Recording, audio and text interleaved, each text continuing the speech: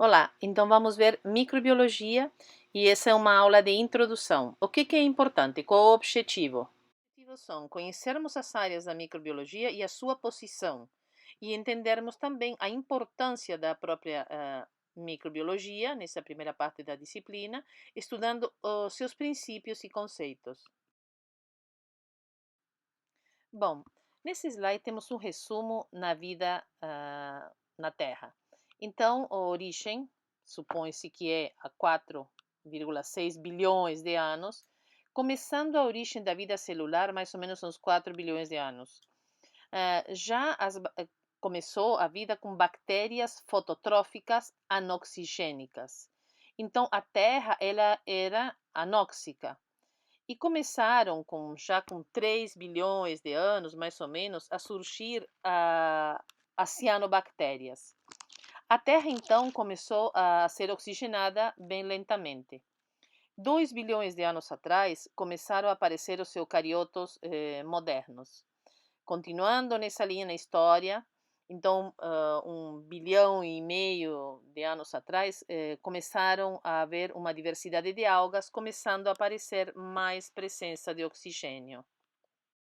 Continuando aí na história, quando já começou a termos uns 20% de oxigênio, começaram a aparecer os invertebrados com conchas. Logo depois as plantas vasculares, logo depois os mamíferos e finalmente os seres humanos. Ou seja, nós somos apenas um pontinho na história do nosso querido planeta Terra. Bom, o que é então microbiologia? A palavra em si vem de micros, que é igual a pequeno, mais bio, que é vida, mais logos, que é ciência. Então, seria o estudo da vida de organismos, né, de vida pequena. Mas não é só apenas o estudo dessas células, mas sim as suas atividades, porque esses micro-organismos a gente não consegue enxergar apenas com auxílio de microscópios e através dessa relação conosco. A microbiologia se preocupa com a forma, com a estrutura, com a reprodução, com a fisiologia, metabolismo, identificação, dependendo da área, porque a microbiologia se aplica tanto na saúde quanto na engenharia, é que vai se preocupar com mais foco em uma ou outra área. Então, temos que nos preocupar como são nomeados, classificados, como é que eles se apresentam, eh, a diversidade de micro-organismos, tanto a parte positiva quanto a parte negativa, como afeta essa diversidade a nossa vida, sua importância ecológica, o equilíbrio do meio ambiente, a reciclagem, por exemplo, dos elementos químicos que acontecem, por exemplo, no solo, nos organismos, na atmosfera, e também todas como eles são utilizados em aplicações comerciais e industriais para, por exemplo, produção de alimentos, de medicamentos, de produtos químicos, né, fármacos como antibióticos, também para tratamento de esgoto, controle de pestes, limpeza, poluentes. Então, são vários aspectos que são estudados dentro da microbiologia. Também, por exemplo, doenças, as causas de enfermidades, como desde gripe em aves, doenças em seres humanos, a encefalite do Nilo, a doença da vaca louca, a febre hemorrágica, enfim. Então, temos todos os dois lados, né? O positivo e o negativo. A importância da microbiologia é uma área da biologia que tem grande importância, seja ela como ciência básica ou aplicada. Então, como eu disse antes, dependendo da área, você foca num ou outra área específica. Na parte básica, principalmente em estudos fisiológicos, bioquímicos e moleculares. E a aplicada seria focada nos processos industriais, controle de doenças, de pragas, produção de alimentos, medicamentos, etc. Bom, dentro da microbiologia, nós temos outras áreas que são a bacteriologia, que é o estudo de bactérias, a parasitologia, que é o estudo de parasitas, a protozoologia, estudo de protozoários, a micologia, que é o estudo de fungos, a ficologia, que é o estudo de algas, e a virologia, que é o estudo de vírus, virusoides e prions. Bom, todas essas áreas, elas podem ser aplicadas em vários setores. Na saúde, então, desde medicina, odontologia, bioquímica, fisioterapia, tanto para, principalmente para doenças, né, para o tratamento, quanto para a prevenção. Bom, temos a área de alimentos. Dentro da área de alimentos, nós temos que nos preocupar com o quê? Com a deterioração, ou seja, temos que trabalhar com a tecnologia de alimentos para prevenir a deterioração e a conservação do alimento. Temos também o problema das doenças provocadas por alimentos, né, as quais temos que prevenir. Então, tem vários aspectos ali de controle com os quais nós podemos trabalhar, fatores para prevenir essa deterioração e desenvolvimento de bactérias que possam vir a provocar alguma doença. E o lado positivo, que seria a obtenção de produtos pela microbiologia, né, com finalidade alimentícia. A área industrial, a microbiologia industrial, ela tem uma importância econômica enorme e muito,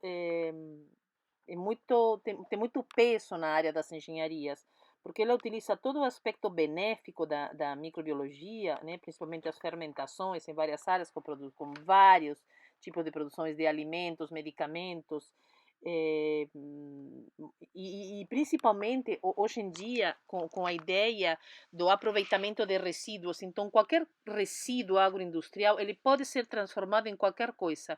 Basta a gente saber para que poderia ser utilizado essa matéria-prima e com que microorganismo e o que nós poderíamos produzir. Então, é uma área assim extremamente ampla, muito vasta e com muito futuro, muito promissor.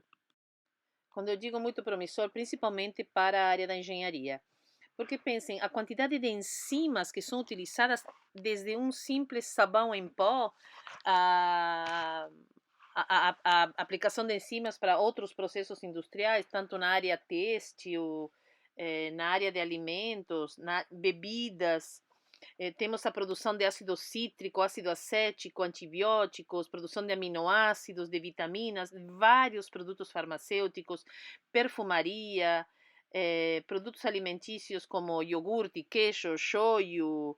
Então, realmente é uma área muito grande a se pensar e com muita visão para um futuro bem próximo, porque, por exemplo, também podemos ter obtenção de tecidos, de órgãos, de outro tipo de alimentos que hoje a gente nem sonha que poderíamos fazer através dos micro-organismos.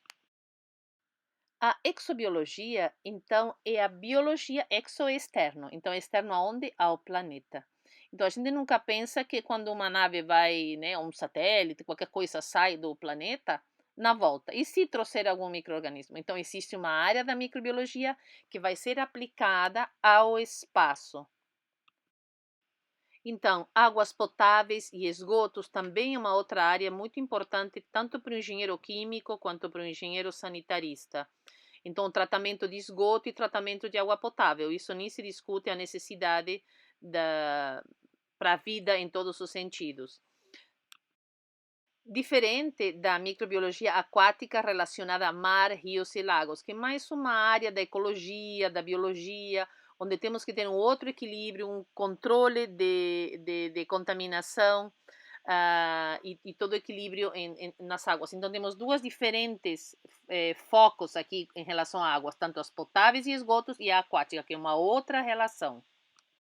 Então, temos também a microbiologia do solo, muito da área da engenharia florestal, da engenharia agronômica e da biologia. Então, temos todo um ambiente, uma microbiota específica do solo, porque os solos, quanto mais ricos são, mais micro-organismos têm, mais estudos e mais podemos ter transformações na natureza, no solo, favorecendo o crescimento, por exemplo, de árvores, de reflorestamentos, dos próprios alimentos. Então, temos as micorrizas, que são os fungos que se associam às raízes das plantas e que vão fazer um trabalho muito interessante no crescimento desses vegetais. Temos também a microbiologia do ar. Vamos focar aqui no ar condicionado e todos os problemas que acarretam, por exemplo, sistemas de circulação de ar quando são, por exemplo, num prédio inteiro ou mesmo, hoje em dia já não é mais feito assim, porque se um espirra no sétimo andar, daqui a pouco o prédio inteiro está espirrando, porque você vai acabar espalhando micro-organismos através desses dutos.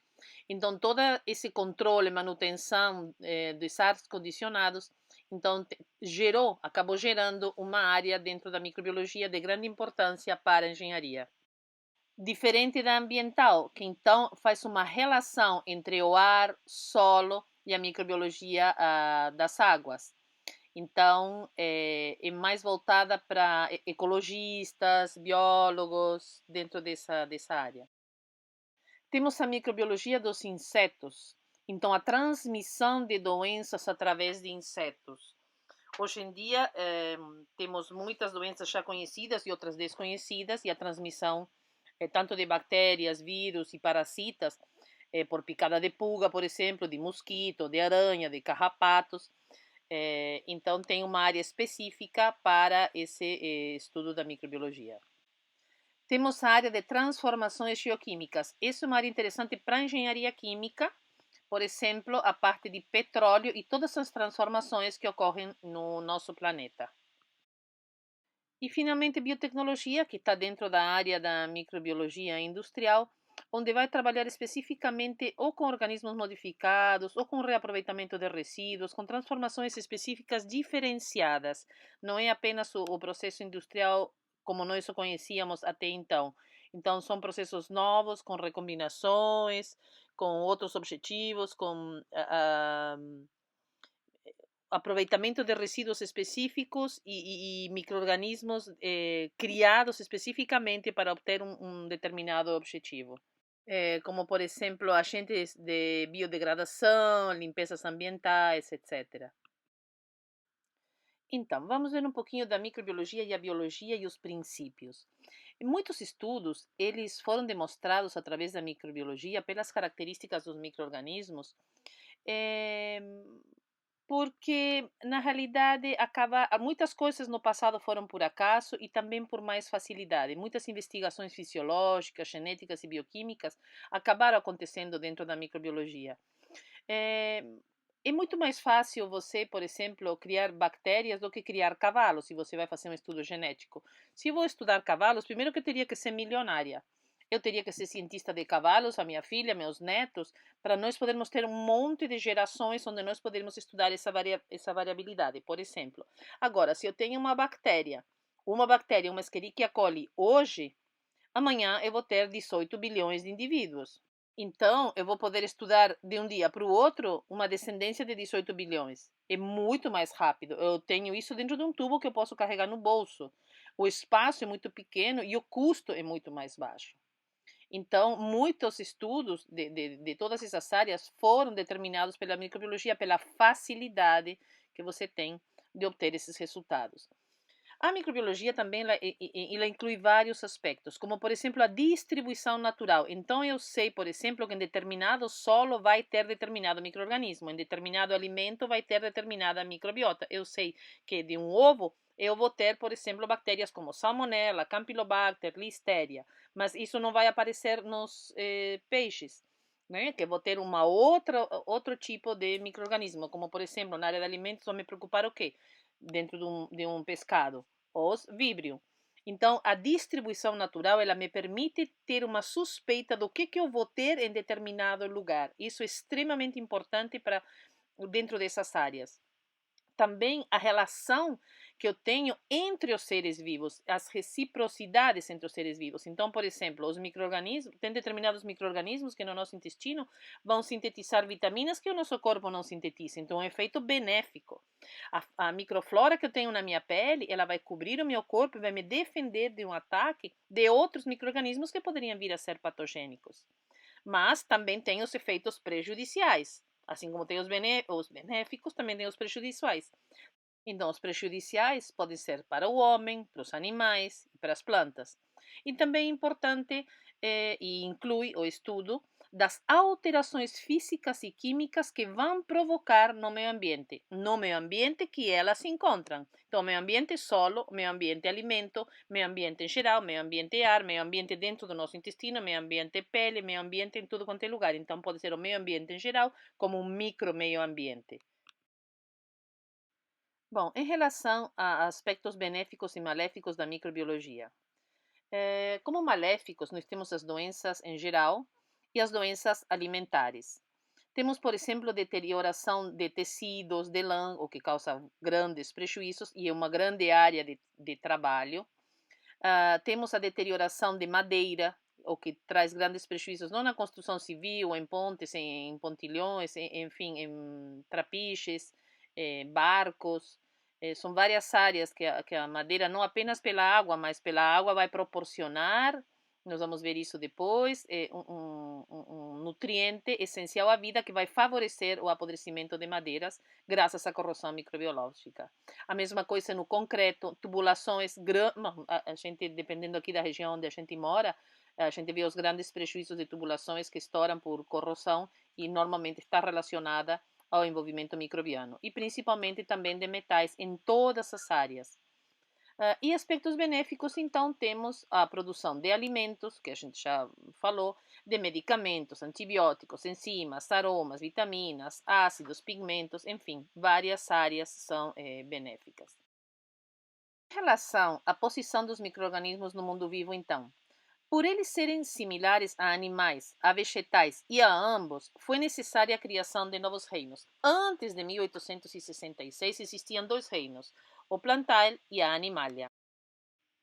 Bom, em 1866, o Haeckel ele criou então os protistas, dividindo em procariotos e eucariotos. Então, os procariotos seriam células mais primitivas, apenas com um cromossomo e sem membrana, como a figura que está embaixo.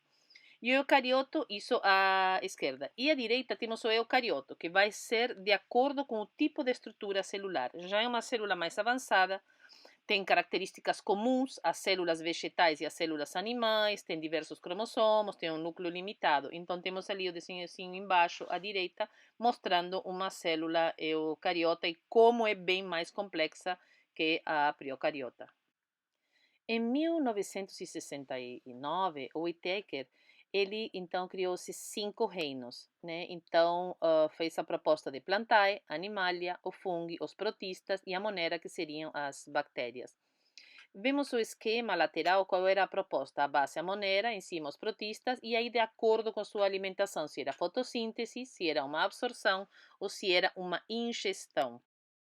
Então, seguindo essa ideia, aqui está um pouquinho mais ampliado, vemos ali monera e protista, que são unicelulares, e na parte de plantae, fungi e animalia, o multicelular e sem membrana. Aí monera, sem membrana nuclear, e depois os protistas e a parte multicelular com membrana nuclear e a complexidade que vai crescente à medida que vai subindo na florzinha, nesse desenho.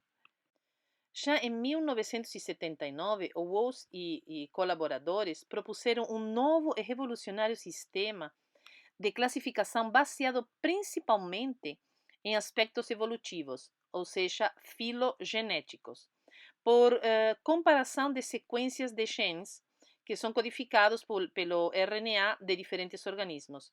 Então, dessa forma, ele acreditava que os organismos filogeneticamente próximos exibiriam maiores semelhanças, ou seja, uma menor diversificação nessas sequências dos organismos que são filogeneticamente distantes. Então, como é que você vai fazer? Vai pegar as células e vai fazer um isolamento do DNA de cada organismo que você quer verificar a distância ou parentesco, certo? Então, você faz esse isolamento, pega o DNA e vai separar o gene que vai codificar o RNA. Você depois vai fazer a produção de cópias do gene do RNA por PCR. Aí vai fazer o sequenciamento desse DNA e vai ter uma cadeia. E você vai analisar a sequência que você vai ter nesse sequenciamento. Você vai alinhar as sequências desse RNA e vai fazer a comparação. Por exemplo, aí na figurinha está pintada em amarelo, onde tem diferenças, distâncias, né? Que são as diferentes dessa sequência do RNA. E aí por aí você vai conseguir fazer a geração da árvore filogenética por essa distância. Bom, então essa nova proposta de classificação vai. O que aconteceu? Subdividiu os seres vivos em 3 domínios: o domínio bactéria, o arca e o eucária. A princípio, acredita-se que esses três domínios divergiram a partir de um ancestral comum. A arquea são organismos procariotos, anteriormente denominados de arqueobactérias, porque foram inicialmente isolados de ambientes inóspitos, considerados semelhantes ao ambiente existente quando a vida surgiu na Terra. Por essa razão, as arqueas foram durante muito tempo consideradas fósseis vivos, como se fossem as formas ancestrais das bactérias existentes atualmente. Posteriormente se verificou que, embora vários membros desse grupo sejam de fato encontrados em ambientes extremos, muitos são isolados a partir de ambientes considerados amenos, tais como solos, oceanos, trato intestinal de mamíferos, etc. Bactéria corresponde a um enorme grupo de procariotos, anteriormente classificados como eobactérias, representadas pelos organismos que compõem a microbiota normal, a invasora do homem, de outros animais, bactérias encontradas nas águas, solos, vegetais, ar, ambientes em geral, bactérias que, enfim, vamos estudar. E a eucária, então, no aspecto, né, na microbiologia, ela vai compreender as algas, os protozoários e os fungos. Os animais e vegetais também pertencem ao domínio eucária. Como mencionado antes, como foi falado, os vírus também são abordados na microbiologia, mas são entidades acelulares que não têm metabolismo. Eles são dependentes de células hospedeiras. Eles são moléculas inertes que só passam a ter existência a partir do momento que invadem uma célula, por isso merecem um estudo extremamente à parte de bactérias e de qualquer outro organismo vivo, porque eles não são vivos. Nós podemos dizer que vírus são moléculas extremamente complexas ou micro-organismos extremamente simples.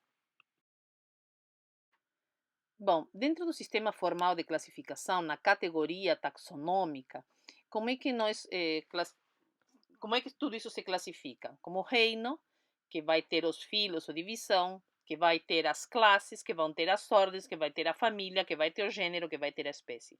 Para a gente lembrar dessa ordem, tem os macetezinhos aqui, pegando a primeira letra de cada nível.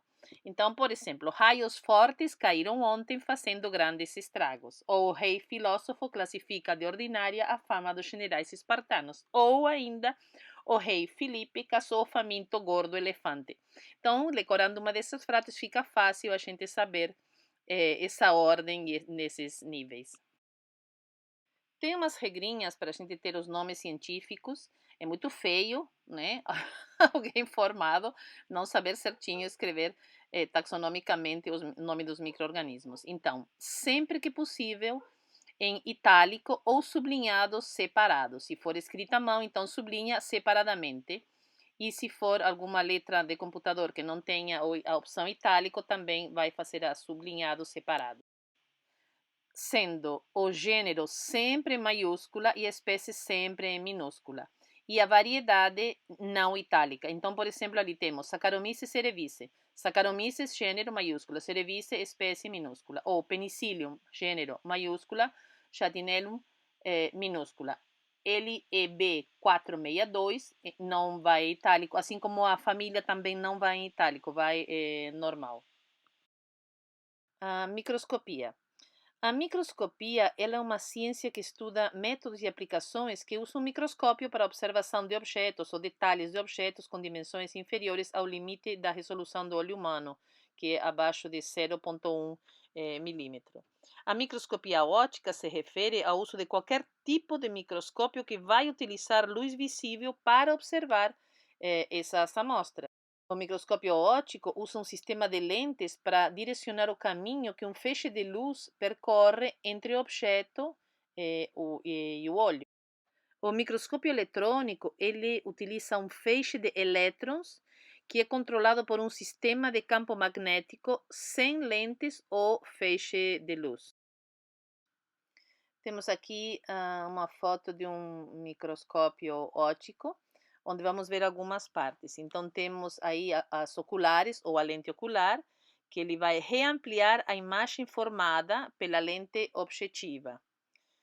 Temos o corpo do microscópio, que transmite a imagem da lente objetiva para a ocular, o braço, temos as lentes objetivas, que são lentes primárias que vão ampliar a amostra. Temos a platina, que mantém a lâmina do microscópio na posição.